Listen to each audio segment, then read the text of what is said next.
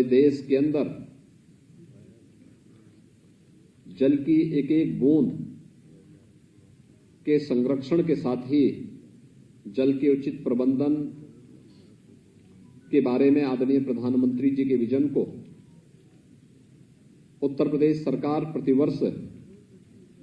भूजल सप्ताह के रूप में आयोजित करती है। हम सब जानते हैं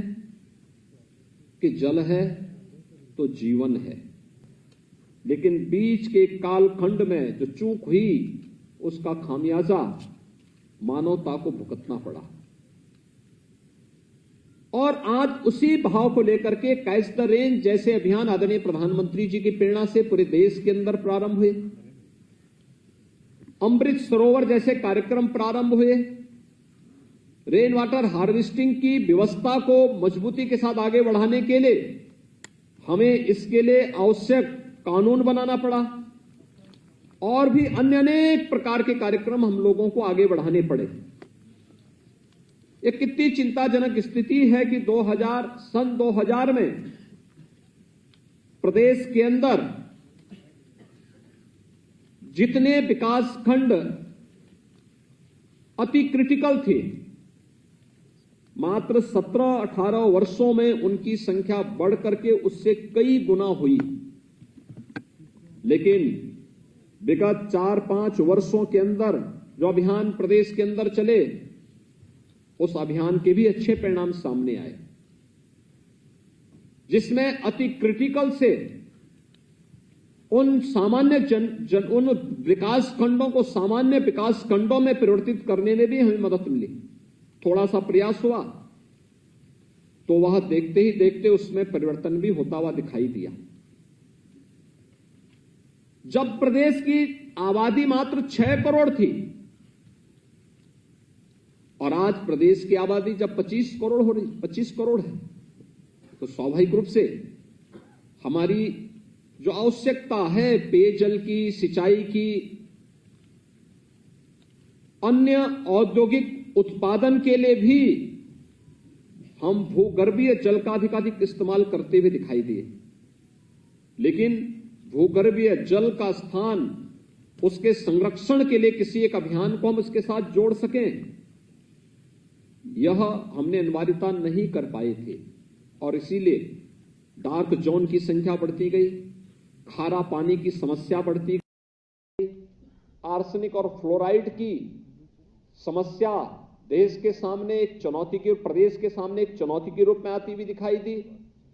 जब फिर से हम लोगों ने उसके प्रबंधन और संरक्षण के लिए, संवर्धन के लिए फिर से कार्य योजना बनाई, आज देखते ही देखते इसमें एक परिवर्तन देखने को मिला और इसमें सबकी सहभागिता हो सकती है। मुझे बताते हुए प्रसन्नता है कि विगत 5 वर्ष के दौरान प्रदेश के अंदर हम लोगों ने 60 से अधिक नदियों को पुनर्जीवित करने में हमें मदद मिली। आप अनुमान कर सकते हैं ये नदियां कभी उस क्षेत्र विशेष के लिए कृषि उत्पादन की वे सभी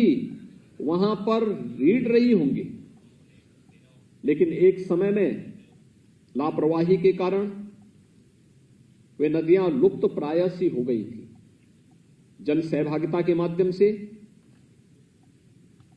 ग्राम्य विकास और अन्य विभागों ने जब जल शक्ति विभाग के साथ मिलकर के इस कार्यक्रम को आगे बढ़ाया, वे नदियां फिर से पुनर्जीवित हुई। अमृत सरोवर बनाए जा रहे हैं। आदरणीय प्रधानमंत्री जी ने हम सबको एक आह्वान किया कि देश के अंदर आजादी की अमृत महोत्सव कार्यक्रम के साथ हम जुड़े हुए हैं और आजादी का अमृत महोत्सव ये देश मना रहा है। आजादी के अमृत महोत्सव का मतलब इस देश ने अपनी आजादी को प्राप्त किए हुए 75 वर्ष पूरा करने जा रहा है। जब हम आजादी के 75 वर्ष पूरे करेंगे, उस अवसर पर वर्तमान और भावी पीढ़ी को देने के लिए हमारे पास क्या है। अलग अलग क्षेत्र के लोग अलग अलग क्षेत्र में काम करते हुए अपने कर्तव्यों का निर्वहन ईमानदारी के साथ करते हुए दिखाई देंगे, तो परिणाम हमारे सामने भी है। और उन्होंने प्रदेश के ग्रामीण क्षेत्र में भी और शहरी क्षेत्र में कहा था कि हम क्या हर जनपद में, ग्रामीण क्षेत्र में भी और नगरीय क्षेत्रों में भी क्या 75 अमृत सरोवर बना पाएंगे। और मुझे प्रसन्नता है कि प्रदेश के अंदर अमृत सरोवर बनाने की प्रक्रिया तेजी के साथ आगे बढ़ी है और हम लोगों ने अब तक कई अमृत सरोवर उत्तर प्रदेश के अंदर बनाने में सफलता भी प्राप्त की है। लेकिन जिस तेजी के साथ आबादी बढ़ी और जिस तेजी के साथ औद्योगिकीकरण हुआ और भूगर्भीय जल का दोहन हुआ, उस अनुपात में भूगर्भीय जल के संरक्षण और उसके संवर्धन के लिए जो कदम उठाए जाने चाहिए थे, बीच के कालखंड में उसमें बरती गई लापरवाही का खामियाजा भुगतना पड़ा और उसका परिणाम था कि अनेक विकासखंड अतिदोहित की श्रेणी में आकर के डार्क जोन की श्रेणी में चले गए थे। आज उन्हें धीरे धीरे करके फिर सामान्य स्थिति में लाने की कार्रवाई की जा रही है। हमारे चैनल को लाइक, शेयर और सब्सक्राइब जरूर करें और नई अपडेट्स के लिए बेल आइकन दबाना ना भूलें।